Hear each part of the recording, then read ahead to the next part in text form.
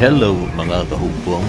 So i-try na ko ning flex sa ato ang video ang ulagway sa ato ang Dawis Beach sa Digo City.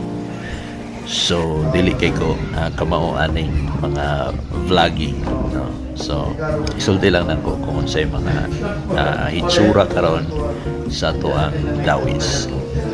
So mo ni ang project, no, kung imong tanawon nindot na kaayo, no?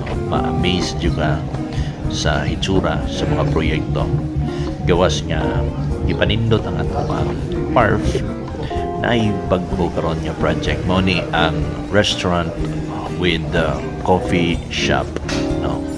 Bongga itong tanaw na to ang ceiling, ang building, no, naka-glass para mas makita na to ang dagat. So mao ni ang gawas sa proyekto nga restaurant. So pwede ta dinhi magpahangin, mag-coffee with friends, loved ones. Kini nakadalag bida dinhi. Diri ta mag-Titanic Jack and Rose ta dinhi. So mao ni ang view. Actually naragit ta sa daplin sa dagat, no, sa Dawis. Karon gani mga orasa udto naman ko ng video dinhi pero bugnaw kay ang hangin.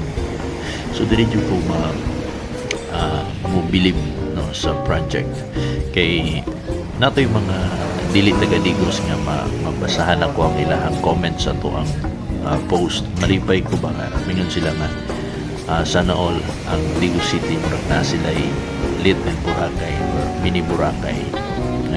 Nice daw kayo ang gobyerno. So mo na ang CR yan, ongoing bang construction ini. Okay, so kini nice juga ini moment. So mga tiles pa ni din ayan. So mo to ang atong pantalan, nag-connect lang gid siya sa ato ang pantalan. Daghang salamat and please share sa video.